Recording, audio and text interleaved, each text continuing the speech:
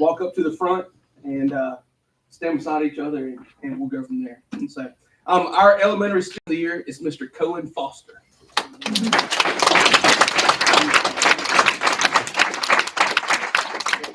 So Cohen is from Cypress Springs Elementary, and we're proud of him. Now he'll do great things at the next level. Our middle school student of the year is Mrs. Kasia Stewart.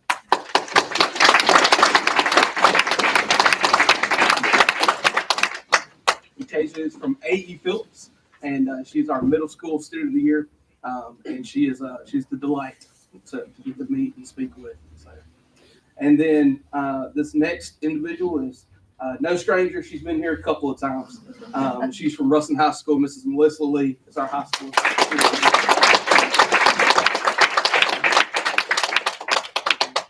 Board, I'm going to open it up to you. If y'all have any comments or anything. I would just, they all turned their backs to us. So. I'm glad y'all did that. That's okay. I would love for you, if you would, first of all, tell us who are your guests with you tonight. We'd love to hear if you have parent or teachers or anybody like that with you tonight.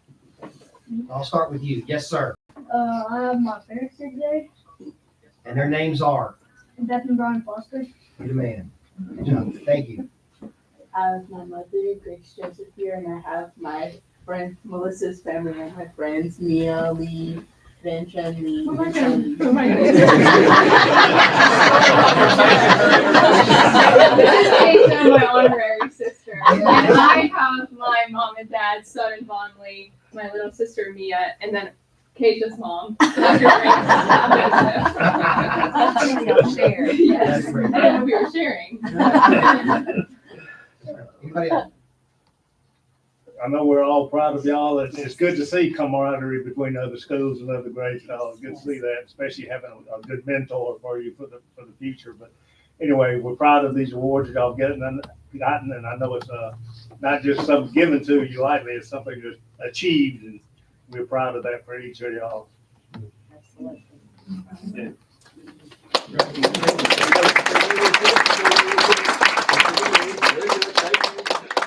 Make it quick. 1, 2, and 3. We'll do it.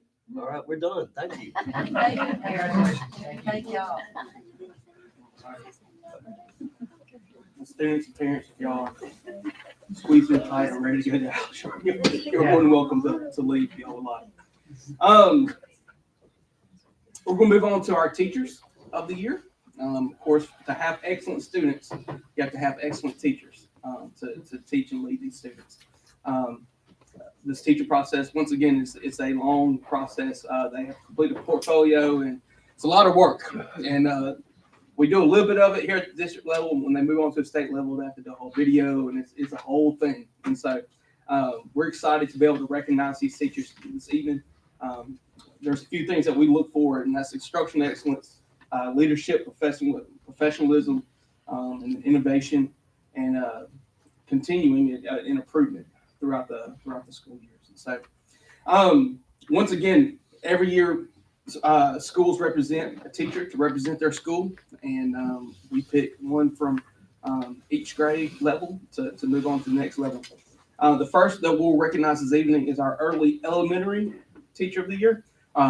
Early elementary would be our pre-K, early grades, and that is Mrs. Rachel Brown.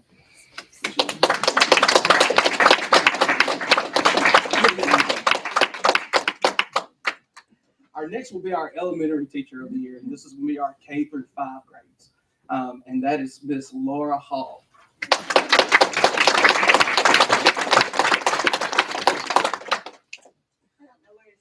Go stand up there next to me. She chose the safe option. Right there.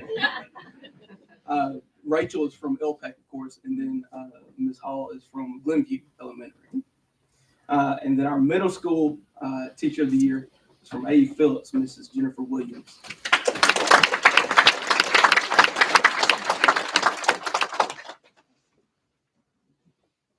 And then finally, last but not least, our high school teacher of the year, and that's Mrs. Caitlin Mercer.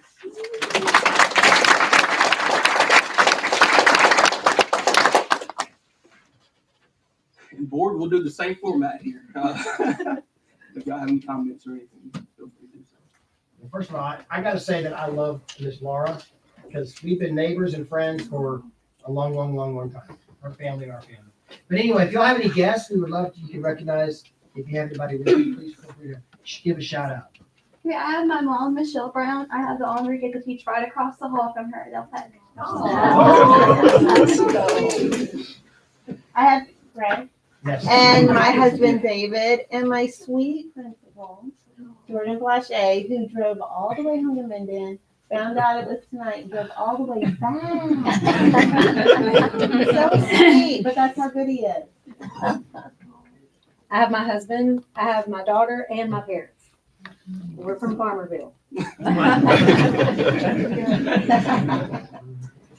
I have my mom, Mary Mercer, and she, fun fact about her, retired after teaching school for 60 years. Wow. So I'm happy to have her here, and then our principal, Ms. Holt. Board members? I just want to say that keep continuing to do what you do. The biggest push is to move these kids forward every time you walk in the classroom. And when they succeed, you succeed. 90% of the plays is seeing them be successful in life and in whatever they do. And it takes a lot of patience and dedication to move from that. Farmerville, I was there 25 years. Greatest time of my life. Say hello. We all appreciate the hard work represented here and appreciate the spousal and family support too, because I know you need that. Can't do it all by yourself. Appreciate y'all.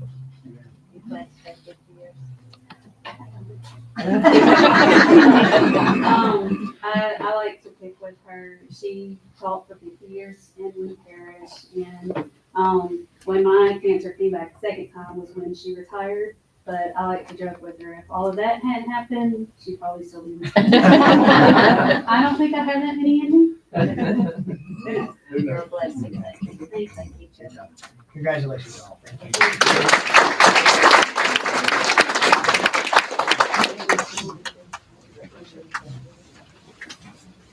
All right. Last but not least, I will say that Melissa Lee whispered in my ear a while ago. She brought with her also, including her two sets of parents, Dan Gressett and Tatum Mitchell, are here from Russell High with her.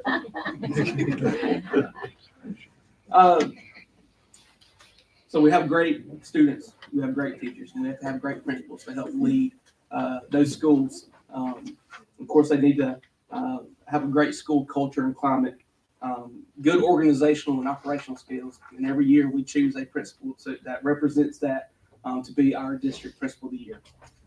This year we have chosen a young lady from the big town of Simsboro, Louisiana, big metropolis, Mrs. Lacey Holcomb.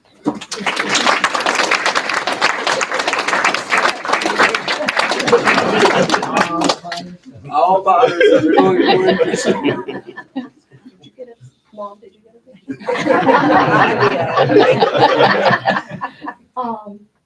I'm so incredibly honored to receive this award. So it wouldn't be possible without having amazing faculty, staff, and students. I'm so very proud of them. It's their hard work that also got us an A rating this year. So I'm just incredibly proud to be a part of Simsboro and to be a part of Lincoln Parish. I'm so proud of Miss Mercer. And I have my parents here with me tonight too. So my mom, my stepdad, and my dad. Well, congratulations. Congratulations. I know you do a great job out there. I know you want to say something. Yeah, I do want to say, so Lacey we kind of came on together because I came on the board the same year she stepped in as principal at Simsboro. And so it's just been good to see the growth and, like she said, where we've come and making an A school. So I think she's doing good things and putting the right people in place. So proud of you. Congratulations. I will say, Miss Babers from Mike Johnson's office was not able to be here tonight. She regretted that she was wanting to be here, but they will be receiving a certificate from Senator Mike Johnson for their awards as well. And so we'll be getting that to y'all. So that's all I got. Thank you very much. Okay, all of y'all are welcome to stay and watch all this, but if y'all are ready to vote, we're ready to vote. So y'all feel free to step out.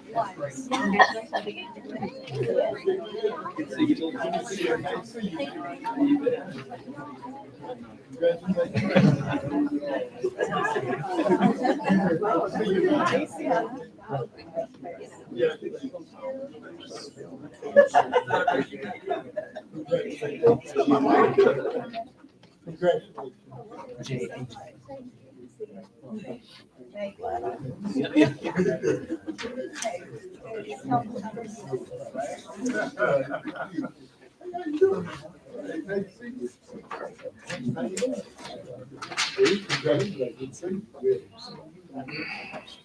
All right, Mr. Young.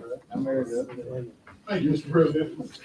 During last month's board meeting, you were given 6 policies for revision or consideration. 6 are DFM, sales of surplus equipment and supplies, GAA, IDF, education of students with exceptionalities, IDESC, cameras in special education classrooms, JAA, equal education opportunities, and JD, discipline. Recommendations that the board approves these revisions. Well, we have a recommendation that we approve these. Do I have a motion that we approve these? So moved. So moved. Second. And a second. Any questions from the board or any comments from the audience? Seeing none, hearing none. All in favor say aye. Aye. Any opposed say no. Thank you, those are approved. Okay, we'll move to the reports section. I believe that's the only item we have for voting tonight. So we'll bring up item 7.1, beginning of the year 2025 literacy screening report. Dr. Lily Williams Hearn. Dr. Hearn. Good evening.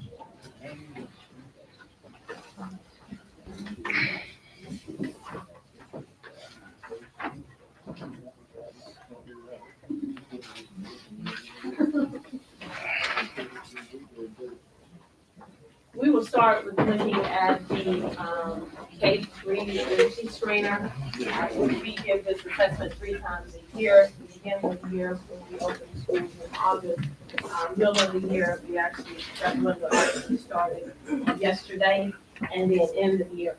But the data we want to compare and share this with you all from the beginning of the year to 2024 to this year, to the beginning of the year. You all know that we implemented the program with Mr. O'Neill with the block. So just briefly, we'll go over this, and this was shared in November was when the State Department released this data, and this was already shared with the media, so you all may have already seen this. For the district, grades K through kindergarten overall, and I'll tell you that the district data is the dark and the state data is the gray numbers in the parentheses. We can see that overall, beginning of the year 2024 last year, we had 45.7% proficiency rate, and proficiency means students are scoring on grade level or above grade level with their reading. And this year we increased throughout all the grades by 4.7 percentage points up to 50.4% proficient. So then we do a breakdown and we look at kindergarten, and you can see that last year and this year, there was no change. The students' proficiency rate was 24.6%. That means that they come to us before we give any instruction to them at this proficiency level, saying that they're on grade level. And you can see that there's no change. So that says that they're coming to us pretty much at the same level for the past 2 years. So then we look at first grade last year compared to first grade this year. And last year they were at 48.8% proficiency. This year we increased that by 11.9 percentage points. These first graders this year would have been our last year kindergartners, which would have been the group of students that, like I said, benefited from Read Fly. We moved to second grade. Second grade last year, which were our first graders last year, they entered the school year 56.9% proficient. And this year, this group of second graders this year entered at 60% proficient, which is 3.1 percentage points increase.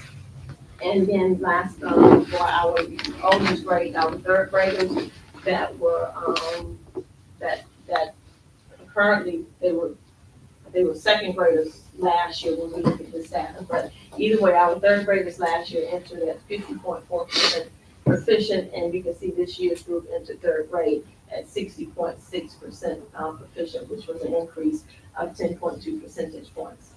Now, lastly, at the beginning, we started out with the students in grades K through 3 overall, but we just wanted to pull the kindergarten out and look at the list of students who we have had an influence on last year from kindergarten up through that second grade group. And you can see that overall that group increased from 52% proficient to 60.4%, which was an increase of 8.4 percentage points. So it seems like the students and the teachers are working hard, and the programs that we're implementing, our action strategies are working. I have a question. So the students that's coming came 24.6, 24.6 on the kindergarten level. Those are two different sets of students, right? Yes. Okay.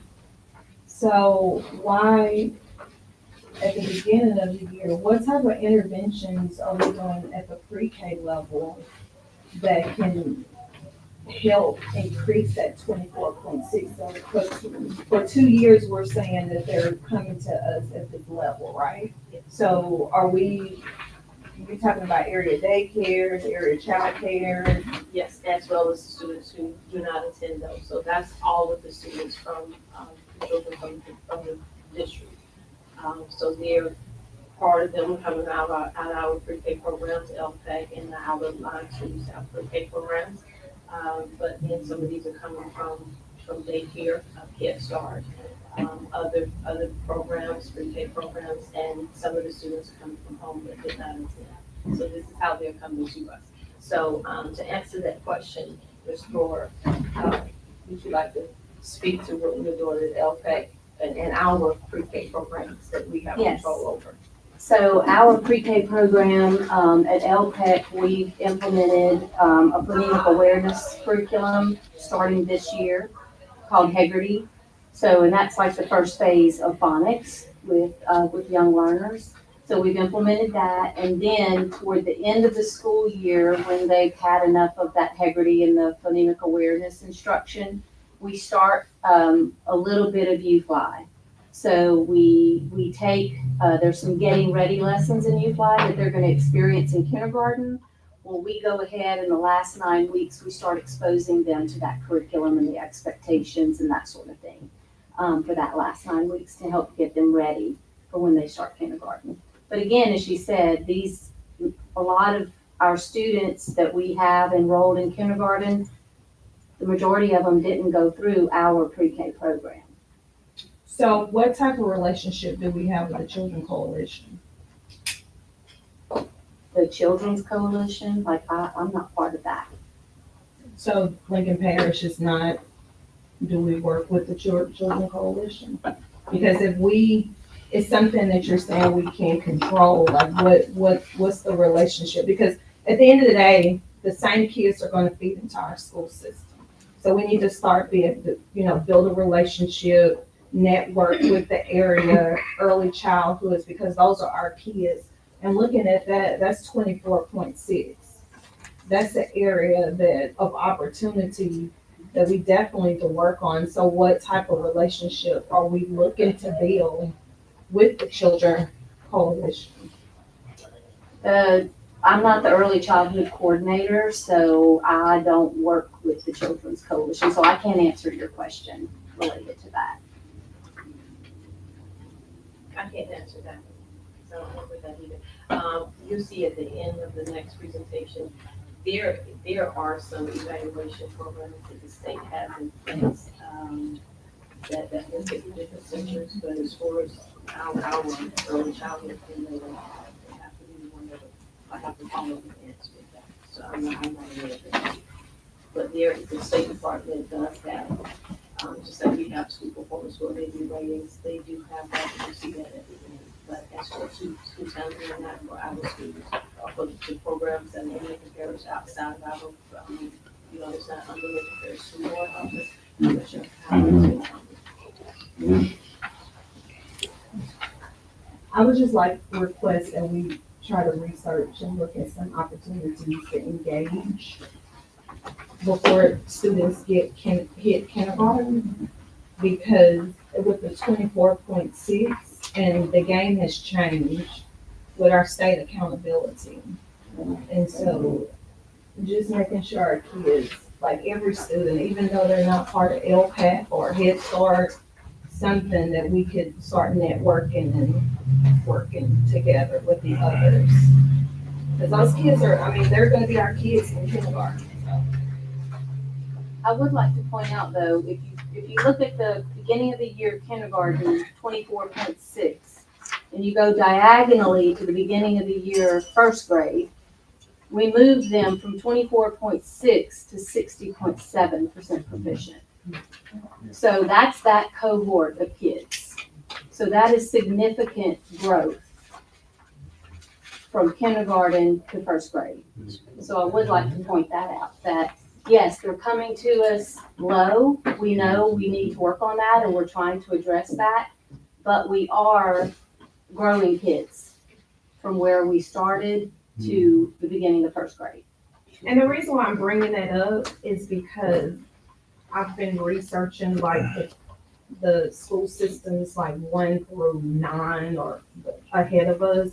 And so what they do is they network at the before pre-K with the early childhood centers and things like that. So I was just asking, what are we doing with that? So it's just an area opportunity. I'm just asking in the future, like, what are we doing to bridge that gap? Makes sense, the earlier we get started, the better off we are. Right. What percent of those first year kindergarten, what percent of those actually come from pre-K? And do we have any data that shows pre-K helps them? I don't have that in hand. I asked at the last meeting, in order to know where to go, you need to see what you need to do to get there. And if you can compare and contrast kids that didn't go to pre-K, that went to pre-K, you can find out where you need to go, what you need to do. You just can't assume everybody at home can teach them reading, math, anything, But I think with this reading program getting better, they can teach reading. That's why I asked 15 years ago, you go back, if those kids in their 15 years past couldn't read, how do you teach reading to the kids? You can't do it if you're not learning to do it.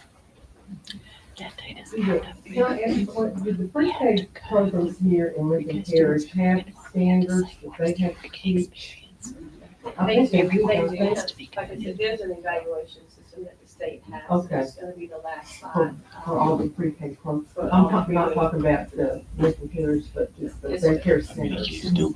And that data is available. I also share that, when Louisiana believes you can, the data will share on the last slide or the next presentation. It has a link where you can actually go and see all of the pre-K centers throughout the state. There's an evaluation system. With the advancements made, like on your presentation, how did it affect the subgroup scoring? So have you pulled, so, because this, right now, the state is not giving us that stuff. Not giving it to you? They're not giving us that stuff with that. That'll show you. Is it for this or are you talking about for this one? No, for this. Oh, okay. They're not separating, they're not giving that to us. So the questions and the things for us to look at to work partnerships. Are there any other questions? No, but I would like to say that is awesome. That's really good. And I think everybody in this room is certainly proud to see the green. And I think everybody should be commended for that. From Libby Manning and all their folks from Tech down, how we've incorporated U-Flies and put it to practice and the teachers have bought in. and now they're seeing results of their hard work, that's only encouraging more and more the next several years. And I think that's what we should expect. We may not see drastic increases over the next several years because we've moved them pretty far, but we should continue to see improvement, and that's exciting. So congratulations to y'all for that. And it's just sort of pointed out, if you follow the cohorts, other than that, actually, that is a lot. Here we go. Okay. Last year's kindergartners, as they moved into first grade, last year's first grade moved into second, and last year's second grade, they moved into third, and you can see the increases. Makes sense. Following the cohorts. Any questions, comments? But that's just the question. You're talking, these are two the boys at the beginning of the year. End of year, what was the actual end of year? Because it probably it was more increased then, right? We went from one year to the next, right, at the same time. Yeah. So end of year, they increased already, right? Yes. Okay. So we're looking down, if you It's not remember. like a large presentation- jump because they're at the end of the year, they've increased too, right? Yes, they increased, and then this is what they retained or, any fall off from the summer and where they begin.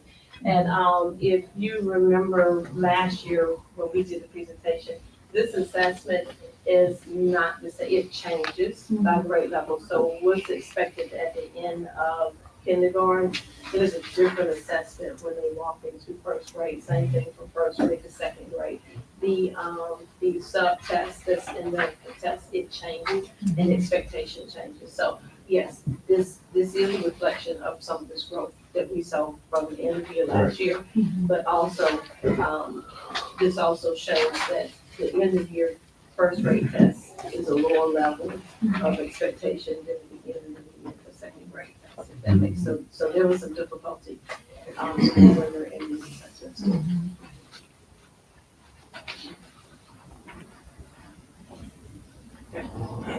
So we move along? Thank you. Okay. Now we will move into, district performance score. Okay. We're proud that Lincoln Parish is the A district again this year, and we will move through this presentation. We will focus on the overall district, even though each school gets a school performance score. We're gonna focus on the district. You all do have information in your folders, and then for the public, it is available on LCOE for this, the breakdown for the specific schools.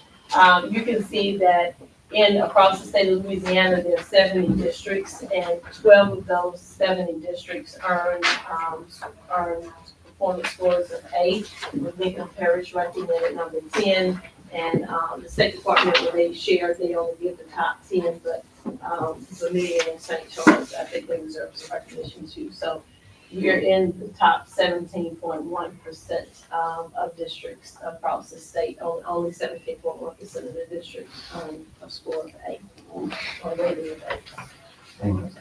Okay, so then we look at top achieving K-8 schools, and we can see that one of our schools is here tied for third. A.E. Phillips with 119.2, and they continue to score well with their students and earned an A. Okay. We have 4 schools in the district who are A schools. As Ms. Holcomb mentioned, Simsboro joined the ranks this year, so we're really proud of them. So our A schools are the 3 high schools: Shubert High School, Western High School, Simsboro High School, and A.E. Phillips Laboratory School. Along with these rankings, we have the schools that not just the A schools, but we have schools who earn honorary badges, and we have schools who earn top gains. These are the 9 schools. You can see all of these earn top gains, and these are the students who earn an assessment index of A in their progress index. And just a reminder what the progress index is. That looks at students' lead scores from the prior year, and it sets a target for them to grow for the next year. And so if they meet their growth target or show substantial amount of growth, then we earn points for those. And that is how the progress index is calculated. So all 9 of these schools earned a rating of A for that progress index.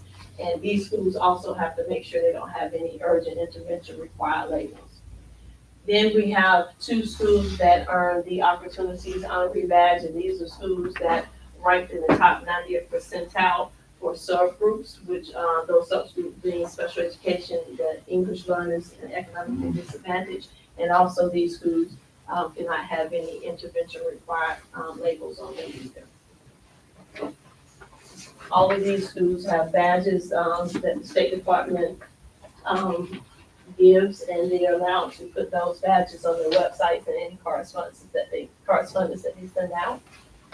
Okay, now, like I said, we're going to focus on the district, but I did this is in your folders, and you have each school and their overall school performance score, as well as each of the indices. Green arrows indicate increases in an index. Red arrow pointing downward indicates a decrease in that index. And then the 3 blue dots indicate that there's no change. So like I said, tonight this report is going to focus on the district performance score, but you do have the data there for each of the schools that you can look at. Like I said, board members, you have that in your packet, and public, that is accessible on the LDOE website, and I'll share that with you all later. Okay. Moving into schools that have comprehensive or urgent intervention labels. These are labels that schools receive when they are performing, the students in the subgroup are not performing as well as they need to be. We don't have any for discipline. We also could get some of those for discipline, but we have worked with our students not to, so that our out-of-school suspension rates are not, not as high. We are required to do interventions. So to look at these, we have DUBOC, and you can see for the Black African American subgroup, they have a urgent intervention needed label, and that means that for urgent intervention needed, that means that the school earned a score for 1 or more subgroups of students that is equivalent to a D or an F. And you can see with the subgroup data, that's on LDOE what that score was there. Okay, IA Lewis, they have 4 intervention. Urgent intervention need, 3 urgent intervention needed and 1 urgent intervention required labels for their subgroups for Black African American, economically disadvantaged, Hispanic, Latinos, and students with disabilities.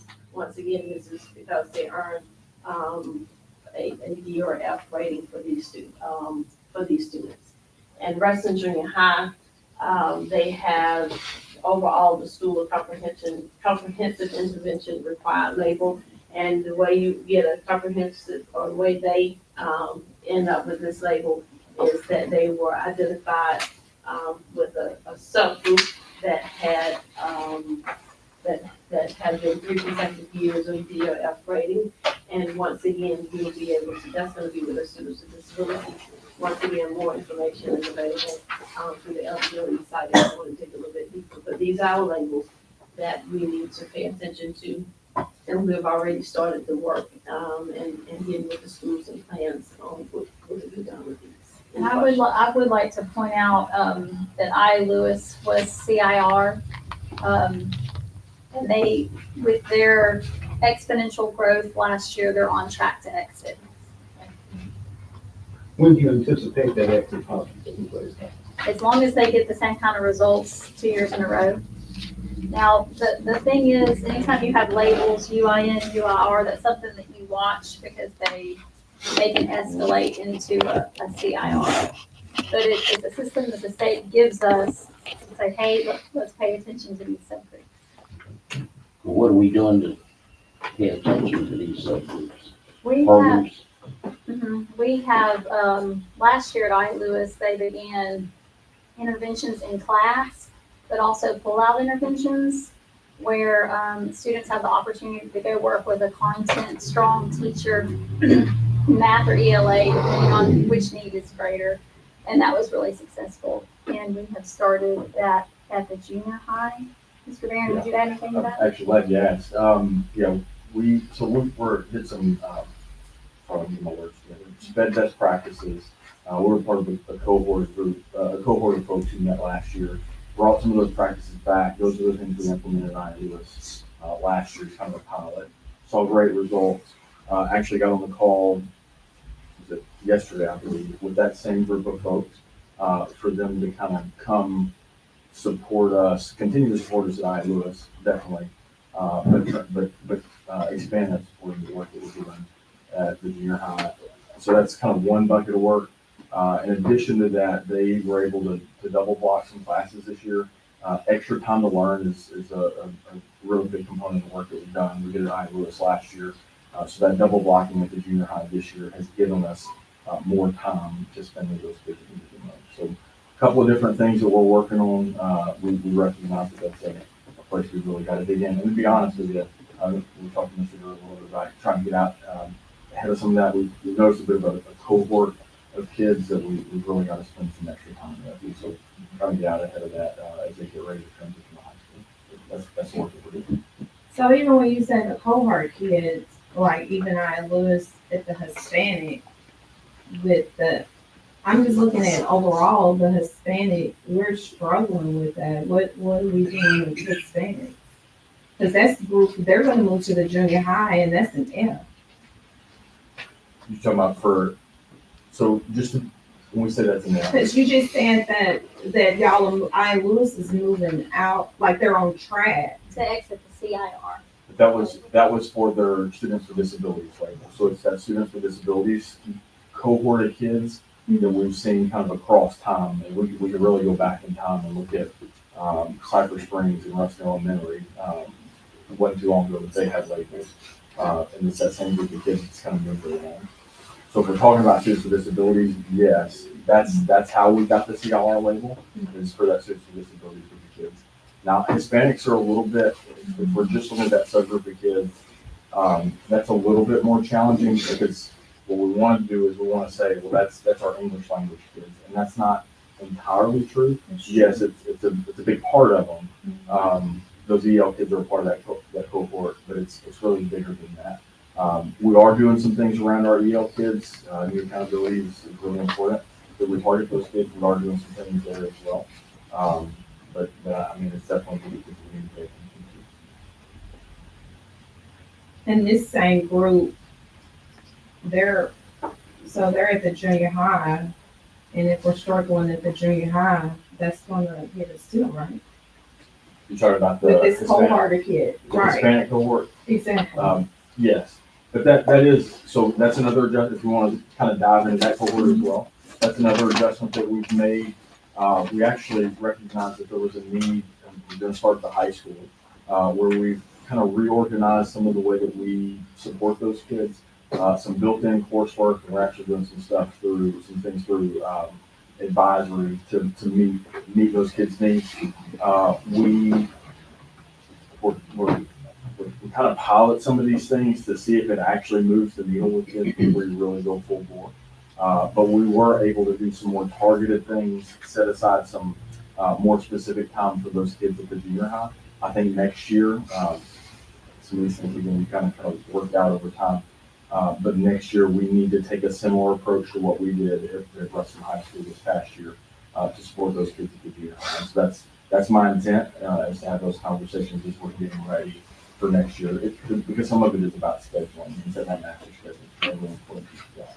And I remember when I first came on the board, some of the subgroups, we didn't even have enough to calculate.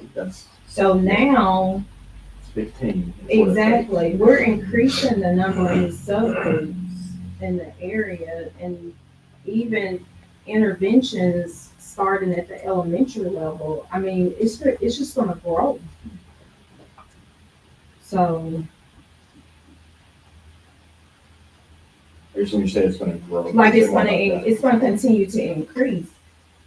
3 years ago, we didn't even have enough to even count the students.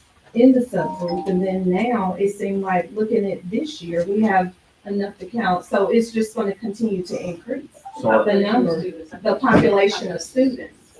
so to me, that's something I've paid attention to, especially, from last year to this. That our ELF, and I'm speaking to ELs, so it's, again, that's a complex deal. We're talking about, Hispanic Latino versus ELs, but I know our EL population is actually stayed really flat. There for a little while, we were working, again, this is last year's data, so we were receiving, like, there were more kids coming into the system. But that number has really flattened off. And for the last couple of years, it's hovered around, it's roughly 160 L kids is what we see across the district.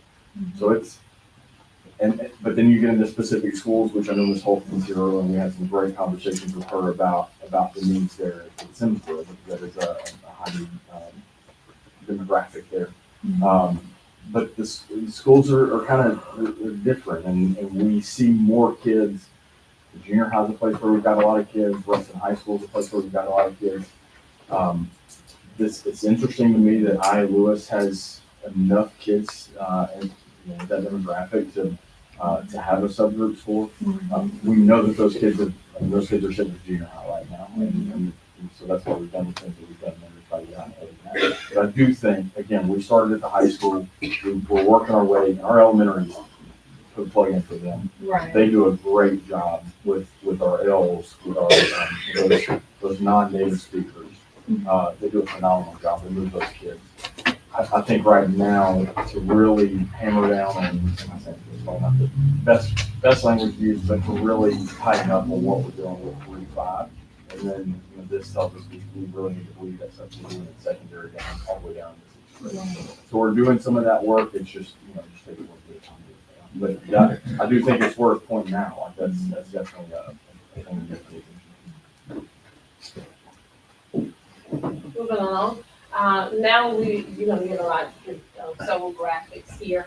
And you're gonna look at, the index of the various, indices here. And you have an estimated calculator in your folders. This is also available, this is also available on LDOE. I'm not gonna go through this, but I do want you to know that that's there. I know we get into asking questions about, how many points. I know we get into asking questions about, well, how many points do you get for this and that.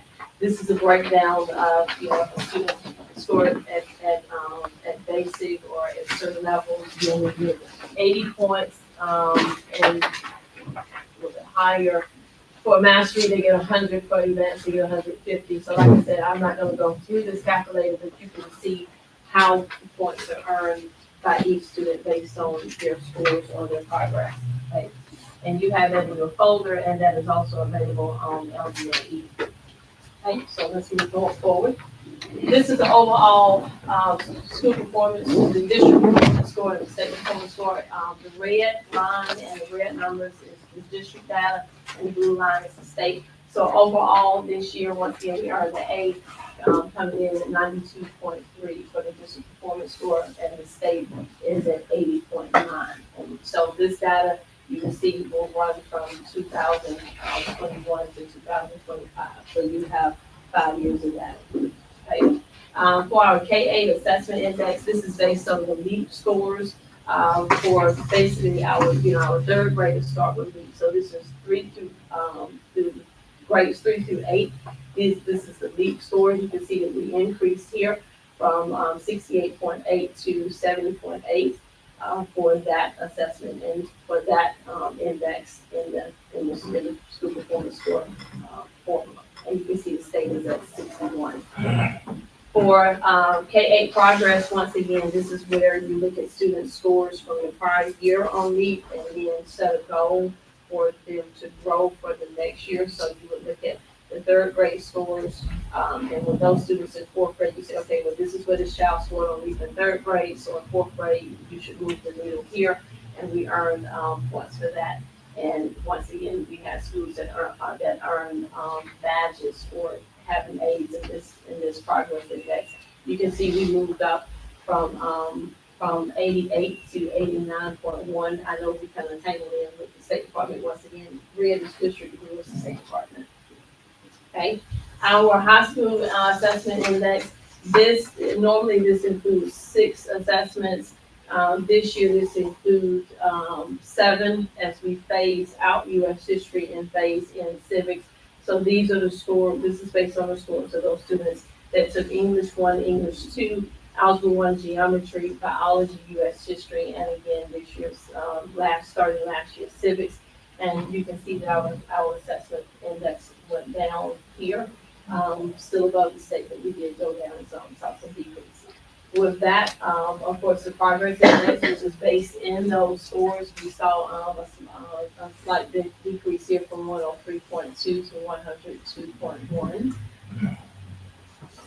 For our ACT index, you can see that this, based on the student score, they earn so many points, as you can see in the calculator.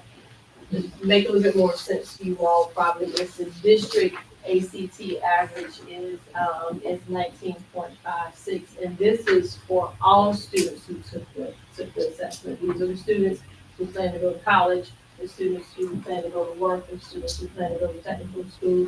So this is for all students. This is not just our college-bound students. Okay. This is our strength of diploma, and the strength of diploma is based off of students who do CLEP, dual enrollment, industry-based certifications. They earn all of that to say, okay, well, you earned a diploma. What did your diploma do to prepare you for your next step in life? So you see we have an increase here from 116.7 to 117.9. I would like to say here, let me back up.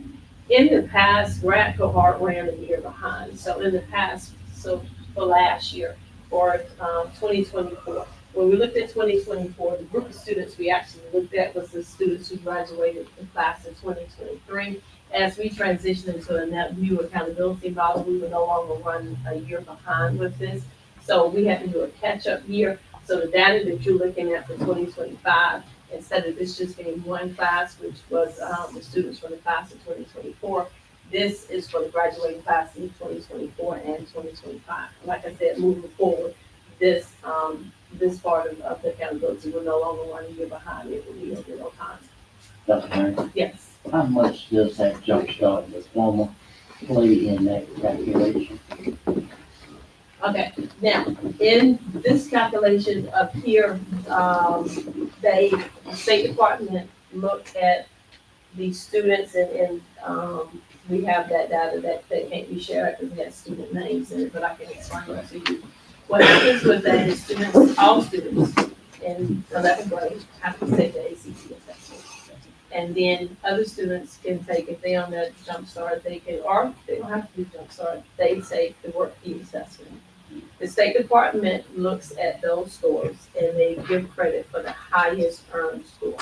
So if a student had an ACT, and the work keys come in silver, gold, platinum, and you earn so many points for each of those, that's in your calculator, the example you calculated. And so the State Department looks and it says, okay, based off of the ACT and the work keys, which one of these scores is going to be the highest score for this child for points? And then that's averaged in. Now, so to answer your question, you can say, well, the work keys is here and here with the ACT. But that is why we included, when you go back to the ACT, that is why we included here, or I included here, that our average ACT score, and this is for all students, that 19.56 has nothing to do with work keys. That is all students who took that assessment. Like I said, that's the ones, every child, no matter what their plans are after high school. Our district average is 19.56.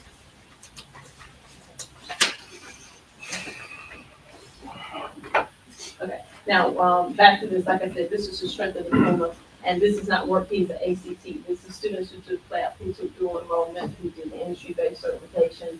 The things that they did beyond just meeting the requirements to earn a high school diploma. This is what we did actually to prepare them for life after high school.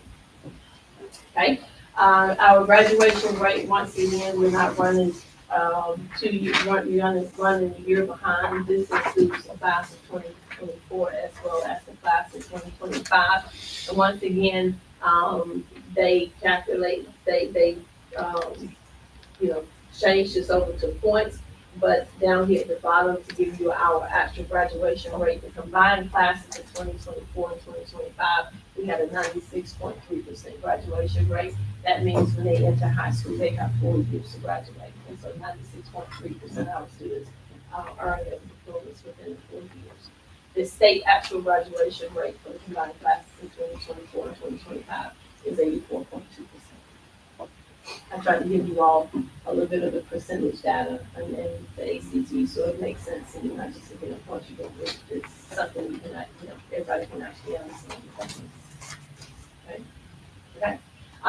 We have 5 identified subgroups in the district, and we've talked about, some of this earlier in our presentation and conversation, same shared over here. So we'll look at these 5 groups and look at where they are. Now, with this, that would be all of those indices we looked at. If you took the subgroup and calculated the SPS, the school performance score, based on this subgroup for all of those indices, then this is where we are. You can see that for our white students, their subgroup and their index, their school performance score based on all of those indices would be 105.8. Hispanic students would be 83.7. Black African American would be 77.1. Economically disadvantaged would be 80.7, and students with disabilities would be 63.6. As you can see in this result, we do know and recognize that we have work to do. And we always want to be better than the state. Not saying that that is what we say, we did better than the state, but we're not just satisfied with that. We want to make sure that we grow our students and provide them with the best education that we can provide. But those are the numbers. Okay. Looking at this data over time, you can see the purple line at the top. This is from 2022. In 2022, I know everything else was running 21.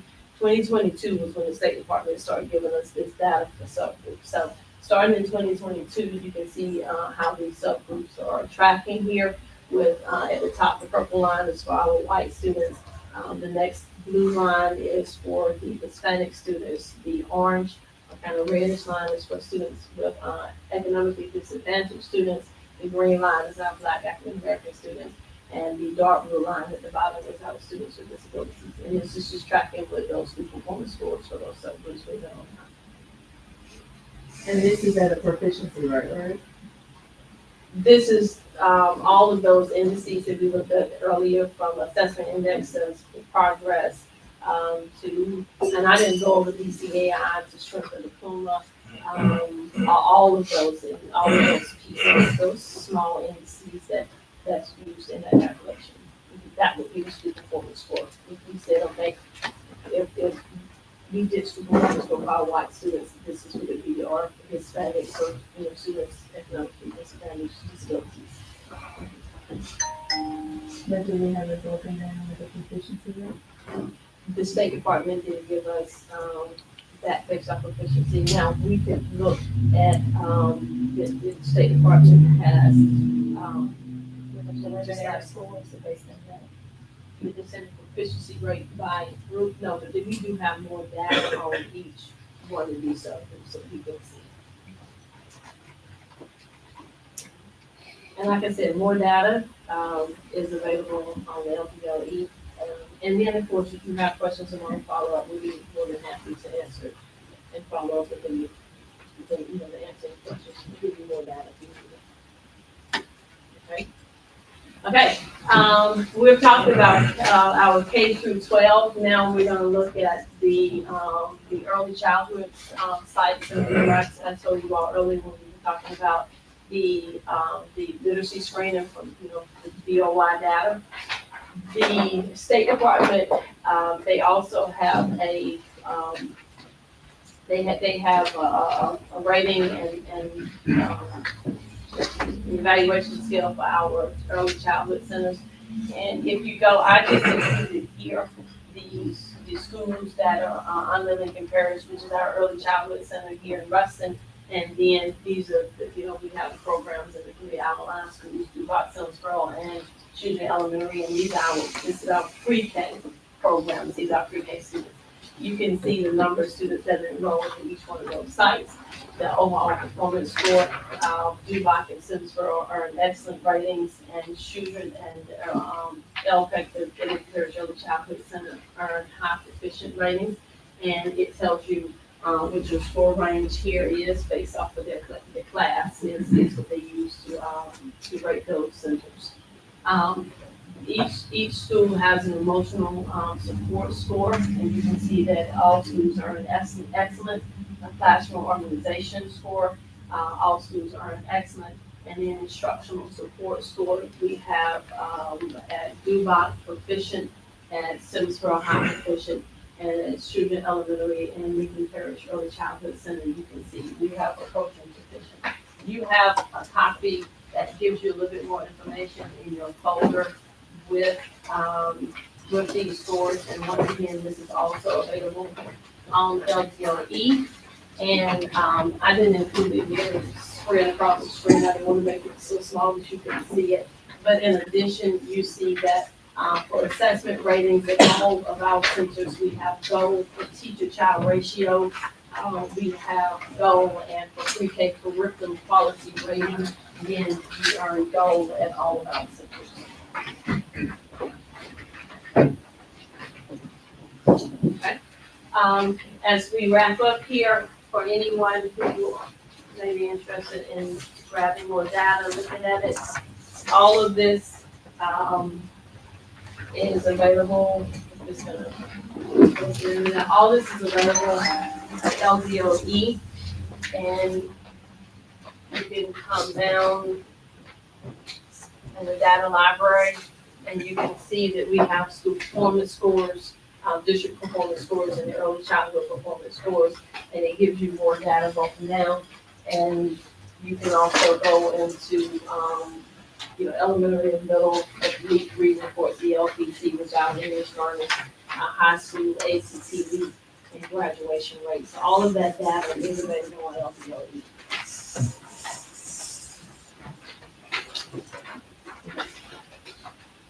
And then we'll wrap up once again. We are very proud of the hard work that our students, I'll start with them, our students, our teachers, our parents, and continue to get the district offices doing, and the community is doing with our students. We, once again, we are one of 12 districts in the state of Louisiana, top 17.1% of districts that have an A again. Thank you.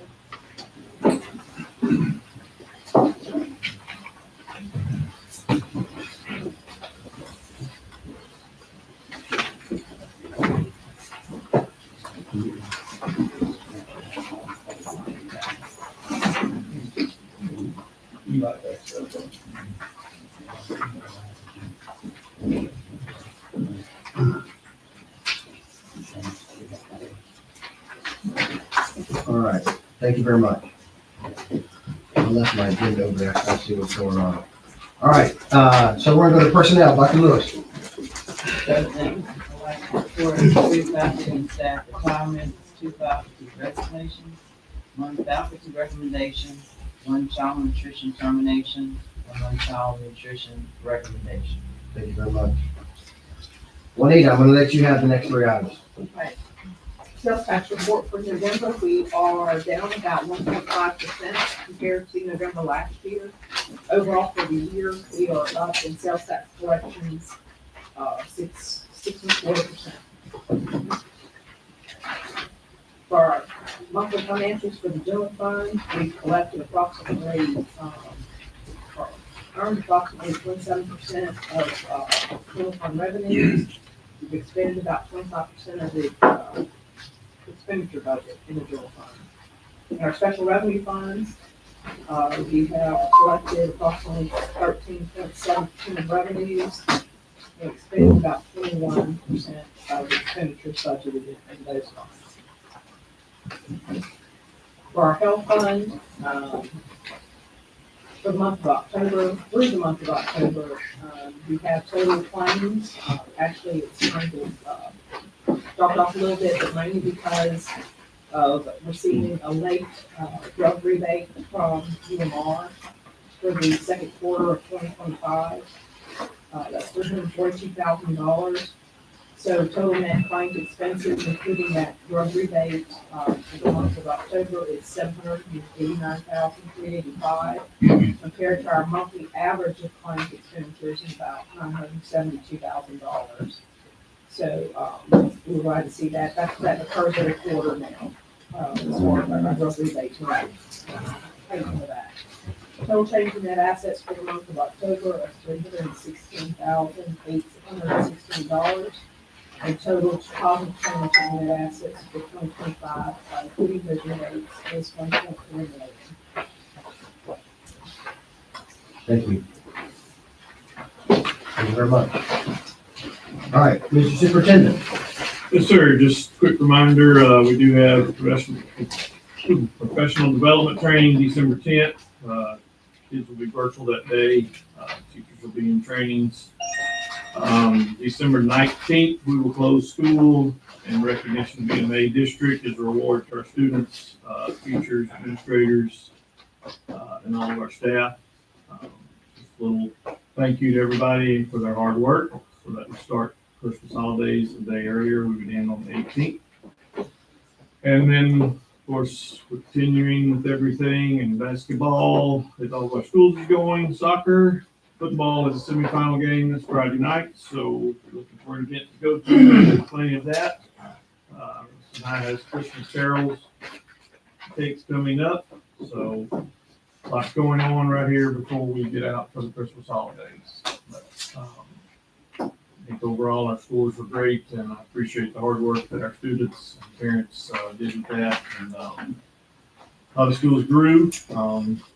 Some fell back a little bit, but really some strong growth in a lot of schools that we're really proud of. So, Excellent. thank you.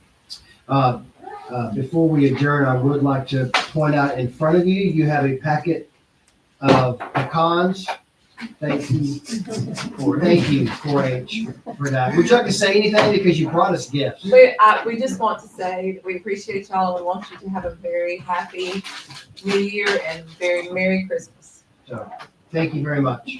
Thank you. I'd like to say not just the pecans, but y'all always giving us a holiday special gift that's really thoughtful. We really do appreciate you all. I mean, we really do appreciate being a team with y'all and the team that we have, and being, using the facilities to bring some great programs to our youth and children of Lincoln Parish, and working together with you all. We're just very appreciative of it. So we just want y'all to know that. Thank you very much. Thank you for what you bring to the kids. Thank you. Anyone else? Anyone else? Merry Christmas. Merry Christmas. Thank you all. Do I have a motion to adjourn? So moved. So moved. Do I have a second? All right. Thank you all. Who are you gonna be here? Tell me hello.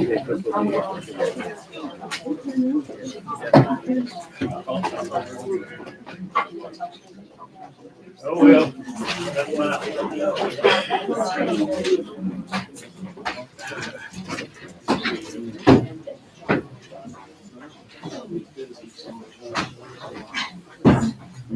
I mean, you have a good holiday whenever you get a break, whenever you take a break. How are you?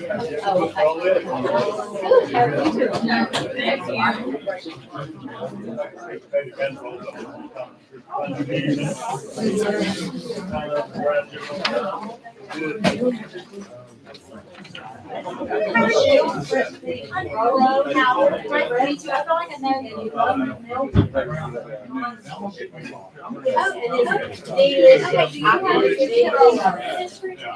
No, I just.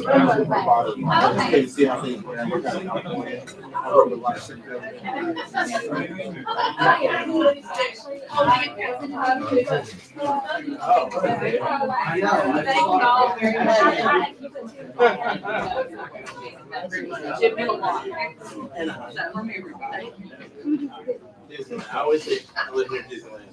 In case people are not there.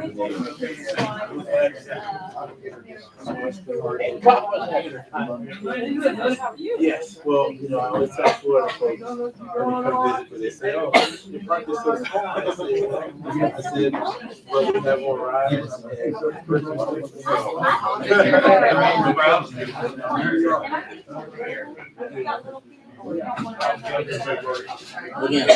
If you're like me, you'll enjoy this piece. Yeah, well, I say if we went from one grade nostalgia, and, you know, see where it all started. We can support anybody.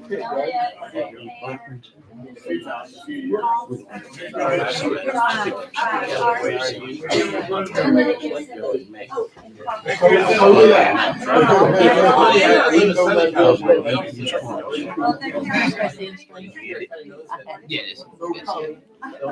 See you later, Yeah.